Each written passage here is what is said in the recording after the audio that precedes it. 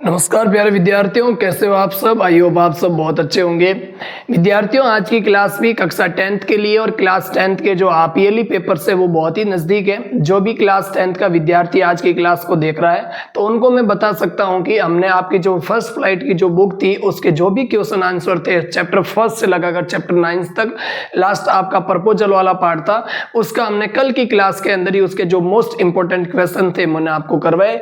क्योंकि question answer का जो कहीं ना कहीं वो डर होते हैं विद्यार्थियों के अंदर, वो बना रहता है कि हम रीडिंग और राइटिंग वो भी पोर्शन कर लेंगे, साथ में ग्रामर भी हम सीख लेंगे, लेकिन हम क्वेश्चन आंसर याद करना या क्वेश्चन आंसर को किस तरीके से लिखना है उस चीज को मैनेज नहीं कर सकते। तो उसके ऊपर मैंने आपको विस्तृत जानकारी दी और प्रत्येक वीडियोज के अंदर मैंने आपको जरूर बताया कि किस प्रकार से आप जो क्वेश्चंस को लिख सकते हैं। और आपकी पाठ्य पुस्तक के अंदर, आपके इंग्लिश सिलेबस के अंदर 2 पाठ्य पुस्तक के अंदर 2 इंग्लिश की किताबें लगती है आपकी, और जिसके अंदर जो फर्स्ट फ्लाइट जो मेन बुक है जिससे आपका क्वेश्चन का जो वेटेज होता है वो भी आपका 30 नंबर का, जो 80 में से 30 नंबर के क्वेश्चंस ओवरऑल उसमें से आते हैं। और उसके बाद में जिसके साथ साथ आपकी 9th आपके चैप्टर के साथ साथ में आपकी 10 पोएम्स भी दे रखी, तो उन पोएम्स के जो क्वेश्चंस है वो भी हम आज की क्लास से शुरू कर रहे हैं। तो यदि आपका पोएम्स में किसी प्रकार का कोई डाउट है, और बहुत सारे विद्यार्थियों का ये सवाल होगा कि सर जो आपकी पोएम्स है वो कितने नंबर की आएंगी, तो पोएम्स का जो वेटेज रहता है वो क्वेश्चन आंसर में देखोगे तो आप एक तो आपका 4 नंबर का स्टैंजा आता है, ठीक है ना, और उसके साथ साथ में आपका 3 क्वेश्चंस पूछे जाते हैं और 3 क्वेश्चंस के अंदर से आपको 2 क्वेश्चंस करने आने वाले होते हैं। तो 4 नंबर वो हो गए और साथ ही 4 नंबर का स्टैंजा हो गया, जिसके अंदर से आपको 4 लाइनें 5 लाइनें अंदर से पोएम्स की दी होगी, और उसके अंदर से आपको 1 या 2 या 3 क्वेश्चन, ज्यादा से ज्यादा 3 क्वेश्चंस और कम से कम 2 क्वेश्चंस पूछे जाते हैं। प्रत्येक क्वेश्चन 2 नंबर का, तो 2 क्वेश्चन स्टैंजा का मतलब होता है आपको पोएम्स के अंदर से 4-5 लाइन दी जाती है, ठीक है, पैसेज के रूप में, ऐसे समझो तो, ठीक है, और उसके अंदर से आपको उसके क्वेश्चंस का आंसर आपको देना है। तो आई होप आज की क्लास हमारी पोएम से, आज की क्लास से हम पोएम्स स्टार्ट कर रहे हैं, और हमारे जो 10 पोएम्स है तो मुश्किल से 8-9 क्लासेज इसकी होगी, ठीक है ना, और प्रत्येक क्लास को हम सेपरेट तरीके से करेंगे। 10 पोएम्स के लिए हमारी 10 क्लासेज लगेगी, और आने वाले दिनों के अंदर आप क्वेश्चन आंसर का ज्यादा से ज्यादा रिवीजन करते रहिए। साथ ही साथ आपके अर्धवार्षिक पेपर से मैं आपको बता चुका हूं कि वो बहुत ही नजदीक है, तो आई होप जितने भी विद्यार्थी कक्षा 10 के हैं, ठीक है ना, तो उनको ये वीडियो जरूर आप शेयर कीजिए ताकि मेरी जो मेहनत है वो सही दिशा में जाए। और उसके साथ साथ हम पोएम्स का जो आपके अंदर जो डर बैठा हुआ है, पोएम्स के क्वेश्चंस बहुत छोटे छोटे क्वेश्चंस होते हैं, प्रत्येक पोएम्स के लिए मैं आपको 2 या 3 या 4 क्वेश्चन सजेस्ट करूंगा। मोस्ट इंपोर्टेंट हो सकता है वो PYQ हो या फिर वो मोस्ट इंपोर्टेंट हो, तो उनको आपको जरूर याद करके जाना है पोएम्स के आपको बोर्ड एग्जाम्स के अंदर। और ईयरली एग्जाम्स दोनों में सेम पैटर्न ही रहता है, बस इसमें ये आपका 70 नंबर का होता है और उसके बाद में वो आपका 80 नंबर का होता है, बस 10 नंबर का जो डिफरेंस है वो आपका ईयरली पेपर्स और बोर्ड एग्जाम्स के अंदर देखा जाता है, मार्क्स के अकॉर्डिंग नंबर देखे। तो अब आप कॉपी पेन लेके बैठिए और सदा की बात ही अच्छे से आज हम क्वेश्चंस करेंगे। आज हमारी पहली पोएम से विद्यार्थियों, उसका नाम है dust of snow. Dust of snow का मतलब होता है बर्फ की धूल, वैसे डस्ट का मतलब तो धूल होता है और स्नो का मतलब होता है बर्फ। तो ये पहली पोएम से आपकी, और पहला जो पार्ट होता है उसके अंदर 2 पोएम्स आपकी दे रखी है। बाकी प्रत्येक आपके चैप्टर के बाद में, लेसन के बाद में 1 पोएम जरूर है, लेकिन पहला जो आपका जो लेंसो वाला जो आपका पार्ट है, जिसमें आपने बताया होगा कि एक फार्मर, एक किसान है, लेंसो नाम करके, वो भगवान को पत्र लिखता है, उसमें 2 पोएम्स आपकी दे रखी। तो मैं कर्म वाई करवाता रहूंगा, इसके बाद फायर एंड आइस करेंगे, ऐसे करके कर्म वाई आपको पोएम्स करूंगा। और इसमें 3 इंपोर्टेंट मैं क्वेश्चन आपको सजेस्ट करता हूं, तो ये क्वेश्चंस आपको इस पोएम से रिलेटेड जरूर याद करने। और इसके बाद में मैं आपको एक स्टैंजा भी करवा के बताऊंगा कि स्टैंजा के अंदर आपको क्वेश्चन है वो किस प्रकार से करने। तो हम क्या करेंगे कि प्रत्येक पार्ट का प्रत्येक पोएम का एक मोस्ट इंपोर्टेंट स्टैंजा, ठीक है ना, जिसके अंदर हो सके वो सेम टू सेम सब जाए, या फिर आप देखोगे कि सेम टू सेम नहीं आया तो कम से कम आपको उसको तरीका आ जाएगा करने का, कि आपको पैटर्न समझ में आएगा कि हम स्टैंजा को किस प्रकार से सॉल्व करते हैं। तो जुड़े रहिए विद्यार्थियों। पहला क्वेश्चन क्या आप देखिए, what is the central idea of the poem dust of snow. पहला क्वेश्चन ये आपका 2000 मतलब बोर्ड के एग्जाम्स में पूछा गया, और ये आपका पूछा गया है जो आपका 2022 का जो एग्जाम्स था उसके अंदर पूछा गया। क्वेश्चन को थोड़ा सा घुमा के वहां पर पूछा गया था कि मतलब जो कवि है वो क्या कहना चाहता है, द पोइट वांट टू से, कवि क्या कहना चाहता है in the poem dust of snow. जो डस्ट ऑफ स्नो पोएम, उसके अंदर कवि क्या कहना चाहता है। तो कहने का मतलब प्रत्येक पोएम की कम से कम आपको विद्यार्थियों थीम, सेंटर आइडिया, विषय वस्तु वो जरूर याद करके जाने की। प्रत्येक पोएम के अंदर आप कम से कम 2-3 बात तो लिख ही सकते हो। अब देखो पहला question, what is the centre idea of the poem dust of snow. तो डस्ट ऑफ स्नो जो पोएम्स है उसका सेंट्रल आइडिया, मेन मुख्य विषय वस्तु क्या है, और इसके बाद में मैं आपको टैबलेट से उसके बाद फिर आपको कुछ क्वेश्चंस भी आपको दे दूंगा, ग्रुप्स के अंदर डाल दूंगा, और इस आपके वीडियो के डिस्क्रिप्शन में आपको मैं ग्रुप का लिंक दे दूंगा जिसमें आप जुड़ जाइए, ऐड हो जाइए, और उसके अंदर जो भी 10th क्लास के मोस्ट इंपोर्टेंट नोट्स है, कुछ ऐसी डिटेल्स है, वो मैं आपको देता रहूंगा, ठीक है ना। तो देखो क्या है, द पोइट का मतलब कवि, इन द पोएम, इस पोएम के अंदर डस्ट ऑफ स्नो, ये 8 नंबर आने और 8 नंबर आपके बहुत ही फोकट के, ठीक है, जिसके अंदर 4 नंबर आपके क्वेश्चन से रिलेटेड आएंगे और 4 नंबर आपके स्टेंजा से रिलेटेड आएंगे, ठीक है ना।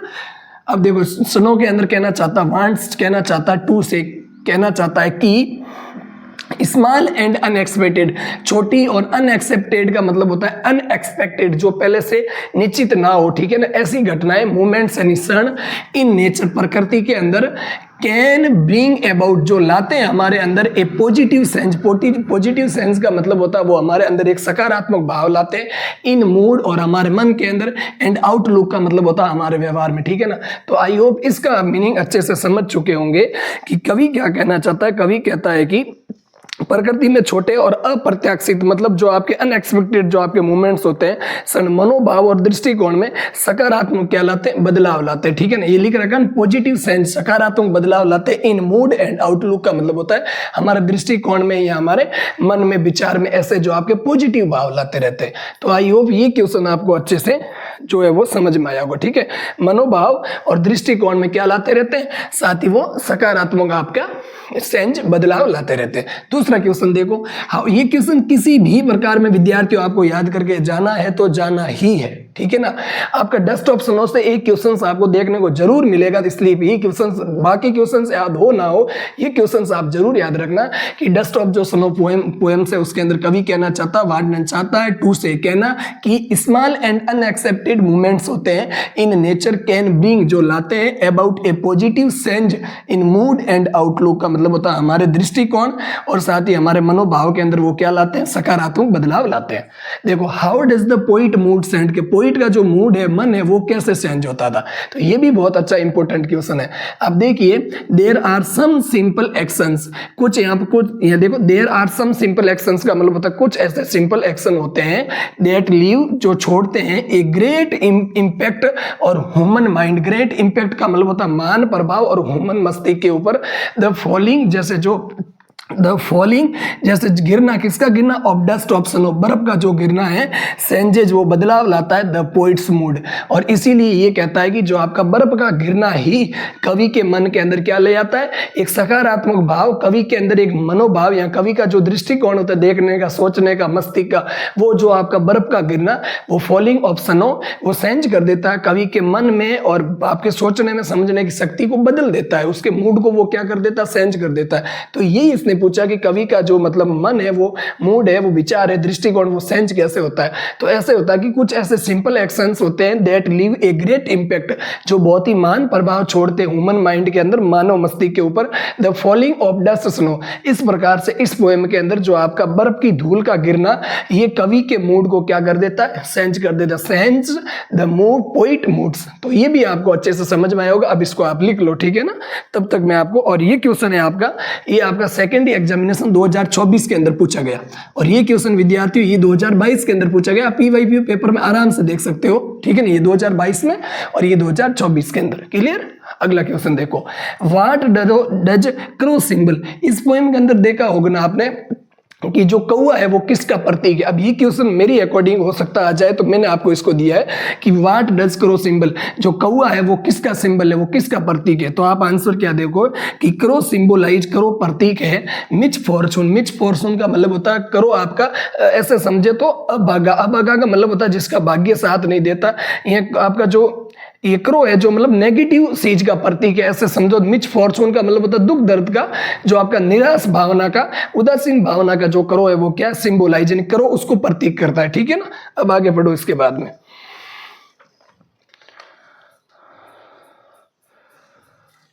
ठीक है ना। मिच फॉर्चून का मतलब ऐसे समझो, इसमें लिख रखा आपका अपशांता या फिर अभागा का आपका जो है सपोर्टिव। बैड ओमेंस का मतलब होता है bad omens and negativity. Negativity का मतलब होता है साथ ही वो नकारात्मक। हाउएवर हालांकि इस जो पोएम से इस पोएम के अंदर तो आप लिख दो कौवा है जो आपका दुर्भाग्य, अपशकुन और नकारात्मक का प्रतीक है। ठीक है ना, आपकी किताब का ये वर्ड है। मिसफॉर्चून का मतलब लिखो अपशकुन, सुकून, ओमेंस दुर्भाग्य, दुर्भाग्य। ठीक है, ये मैंने बता दिया आपको। अब शकुन दुर्भाग्य या फिर नेगेटिविटी का कौन है सिंबलाइज, तो the crow symbolize misfortune, bad omens and negativity. ठीक है ना, नेगेटिविटी का मतलब होता है क्या होता है नकारात्मकता का वो प्रतीक है। हाउएवर हालांकि इन डस्ट ऑफ स्नो, इस डस्ट ऑफ स्नो का मतलब होता है बर्फ की जो धूल है।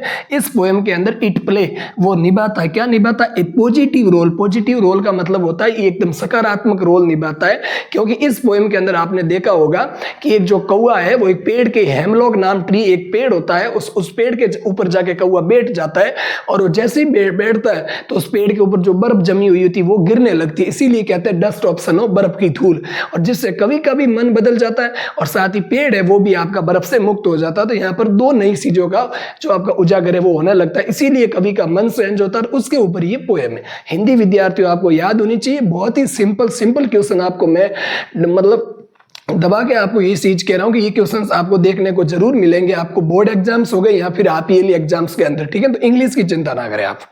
It place a positive, it place वो निभाता है ए पॉजिटिव रोल। पॉजिटिव रोल का मतलब सकारात्मक रोल निभाता बाय सेकिंग एंड हिलाकर ऑफ द स्नो, बर्फ को, एंड अनलिफ्टिंग द पोइट्स माइंड। और इसीलिए वो अनलिफ्टिंग का मतलब होता है बदल देता है। किसको बदल देता है, कवि का जो मन है उसको मनोभाव को बेहतर करके सकारात्मक भूमिका वो निभाता है। ठीक है ना, सेकिंग का मतलब वो उसको झाड़ कर, ठीक है ना, एंड अनलिफ्टिंग का मतलब झाड़ कर, द पोइट्स मूड को मतलब कवि का जो मन है उसको क्या कर देता है, मनोभाव को वो बदल देता है। तो आई होप बच्चों आपको पहला, दूसरा और तीसरा ये दो आपके 2022, 2023 और 24 और ये आपका मैं क्वेश्चन बैंक के अकॉर्डिंग मैं आपको इंपॉर्टेंट बता के दे रहा हूं, तो ये क्वेश्चन भी आ सकता है। ठीक है ना, तो अब इन तीन क्वेश्चंस को आप लिखो, इसके बाद मैं आपको एक इस पोएम से रिलेटेड स्टैंजा करवाता हूं। बस पोएमों के अंदर इतना ही हमें जोर देना, ज्यादा दूसरे क्वेश्चन ना पढ़ो, तो कम से कम ये क्वेश्चन आप जरूर पढ़ के जाना।